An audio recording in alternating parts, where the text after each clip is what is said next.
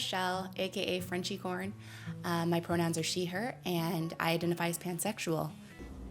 Hi, I'm FeliseKat, and I am bi, poly, queer. I kind of like mashed the words up. But yeah, my pronouns are she, her. Hey guys, my name is Al, otherwise known as Rainbow_Flux on Twitch. I am gender fluid.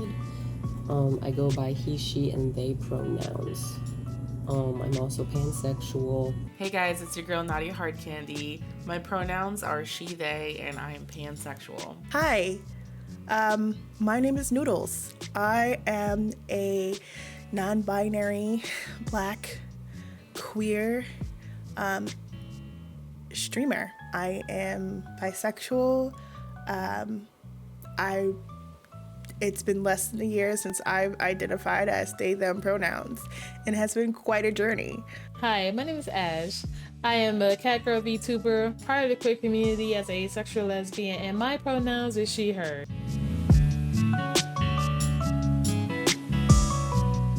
Pride means love to me, because if I can be proud of who I am, I can love myself, and I can love others to the fullest extent I am capable of. Pride means, to me, to be free. Free to be who you want, free to be who you want to love, free to yell to the mountaintop that this is you, this is who you are. And I am so happy to see people come out constantly. I always remind people of who they are as a person and who they love, and it's just such a joy to see. For me, honestly, pride means liberation, freedom, and power. Pride means being your authentic self, because it's something that no one can take away from you. Pride to me is all about being unapologetically yourself. It's about loving who you want to love, being who you want to be, and not apologizing for it, not feeling like you need to conform or fit into the box that you think that society wants you to be. It's also about community. It's about remembering what the queer community has had to go through to get where it is now, and still how far we have to go. It's about acceptance. It's about inclusivity. It's about fighting for what you believe is right. Fighting for yourself and fighting for your love.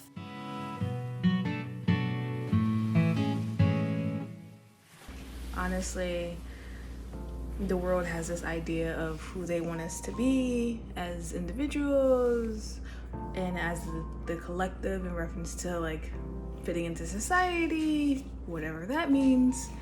And I feel like being your authentic self, whatever that means to you in your own skin, is really important. Something that has taken me a long time to learn, actually. You can't be anyone else. You can only be yourself. Because there's only one you, after all, right?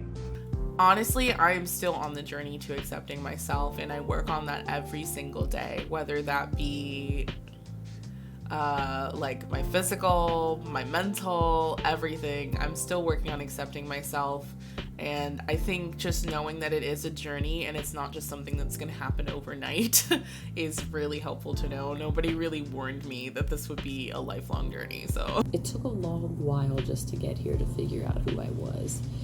It started off with me being unable to really determine what I was, because as I was growing up, there was a lot of issues when it came to who I was in general, especially being part of the biracial minority. I never knew who I was. And for the longest time, it was the same with my sexuality. I was always very androgynous, especially more so when I was growing up. I became infatuated, and still to this very day, I'm infatuated with the idea of being an enigma. Somebody that as you look at them, you don't know what you're looking at, but you know they're goddamn attractive. As I got older, I wanted to become more androgynous. My voice can go from really deep to really high pitched. nobody could determine online what my voice was, I started being referred to as he, him, and suddenly I realized I kind of like that. I came out as gender fluid only once I was in college. Didn't even know pansexuality existed until my childhood best friend came out as pansexual. I looked it up and I was like, that's me. That's me. That's me. I announced it on Facebook. Yup. And I felt relieved when I did. I brought it up casually. Everybody was kind of surprised. My mom never brought it up when I met her. My dad never brought it up when I met him. Just moved on. Honestly, I've been struggling my whole life with identity. I've struggled growing up because I grew up in a household where I was told that I was never going to fit in. Mainly, coming from a biracial family. So not to question my sexuality and not to question especially like gender and gender roles, and I wanted to be me, and growing up feeling that way and never really loving myself, it didn't feel good. It didn't feel good at all. And I'm so happy that I found a community and people who love me for who I am. I'm so happy. In my journey, I've learned that there are a lot of people out there who are going to want to use different methods to try and identify you. They're going to use different ways to try to define you. And I have always been the type of person to want to go against the grain, to want to go against the way people define me. People thought of me as selfish because I was bisexual, because I couldn't choose. But no, I said, no, I just have so much love to give. And I grew up in a household where a lot of hugs weren't given. And I found on the way to here in this moment that there are so many people out there who are just like me and that have a lot of love to give, who want to give love, who want to share love and relationships and friendships. So no, I'm not selfish, and I'm not gonna let someone define me. I am gonna define myself. And that's in every action, that's in everything that I say to people, that's in the promises that I keep, in the things that I do. And I'm gonna let that represent me more so than what other people say, or how they ever try to define me.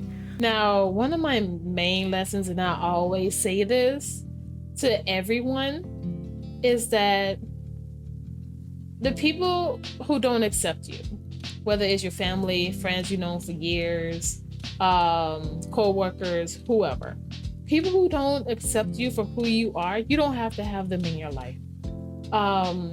Especially if they are in your immediate family, like your mom, your dad, brothers and sisters. If they don't accept you for who you are, and you are living alone, if you're not living in the same household, if you're not in close proximity, you could cut them out of your life. They don't have to be there.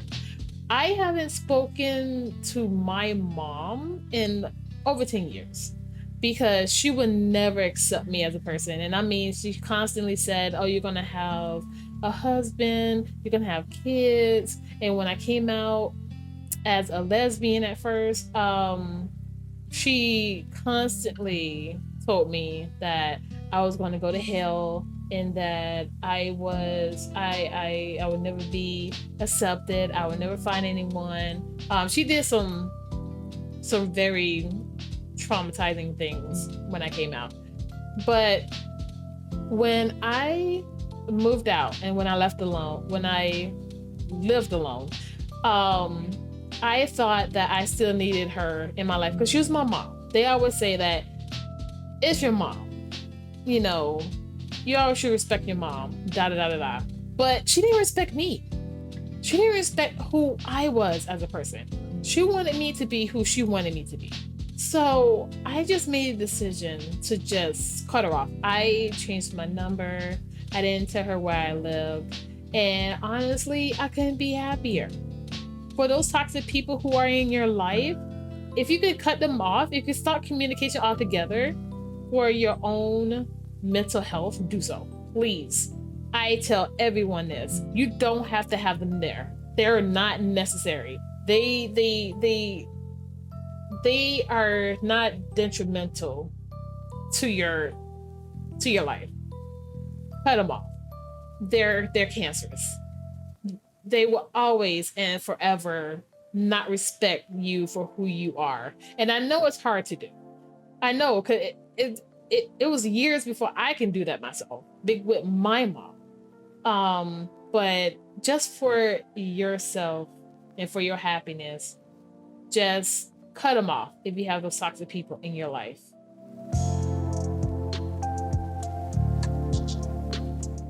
I would guess some words of encouragement for the baby queers, or even if you're not a baby queer, you've been queer for as long as you can remember. Practice love. Practice loving yourself first and loving others. See what makes you happy. Whatever it is that makes you happiest, you know, whether it's simply just moving at your own pace and, you know, not letting society tell you when you should do things, like whether you're out or not. I know that's still a huge thing for a lot of people. Or how you decide to represent what you feel your gender is, and how you choose to just navigate the world. Because I feel like everyone in this world is doing the same thing. They're trying to figure out who they are, and they're trying to live their best lives within that space. And often what happens is we end up trying to be like everyone else because we think that that's what we're supposed to be. So I guess that kind of ties into the first thing, be your authentic self. But like in the larger grand scheme of things, be yourself, you know? There will be times where nobody will believe you. There will be times when people want you to prove yourself.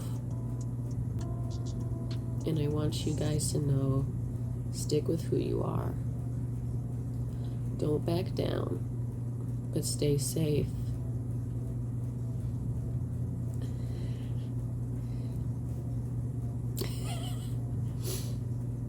Happy Pride. I want to say that you're never alone. Your chosen family are your family. Your online friends who you feel as if they're brothers and sisters, who are uncles and aunts, they are your family. They're there for you. Someone's out there will always love you for who you are and accept you and be there for you no matter what.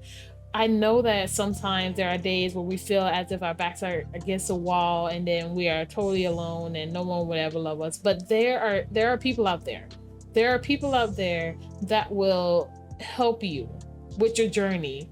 Even if you are living with those people, those toxic people, if you have no choice that you're living with those toxic people, there are people out there that can help you, that you can talk to, that can get you through those really tough times with those people. You're never alone. And this is what I'm telling everybody. You're never, never, never alone. I've met so many great people, not only on Twitch, but also on Twitter. And they are also part of my own community who I can always talk to, and they always bring a smile on my face, and I bring a smile on theirs. So you're never, ever, ever alone. Happy Pride, everyone. To anyone who's out there struggling during Pride, or just in general, I think that the biggest thing that helped me was just falling into the amazing community that is going to love and embrace you exactly as you are. You are not alone.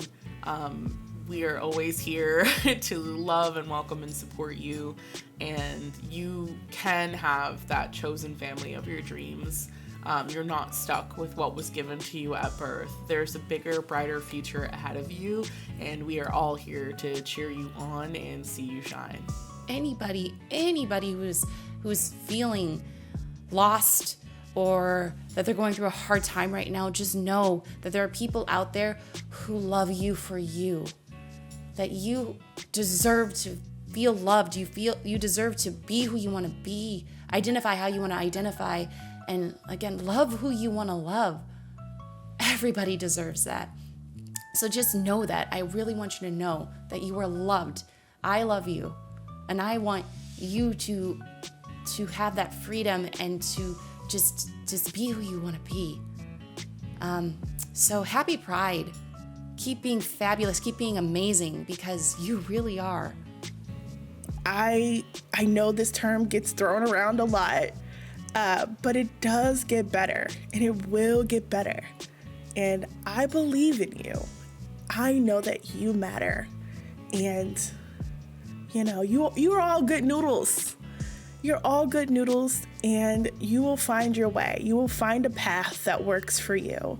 And that's kind of what life is about. And I mean, it's a little more difficult for us as queer people, especially if you're POC and queer, because there are a lot of obstacles in our way.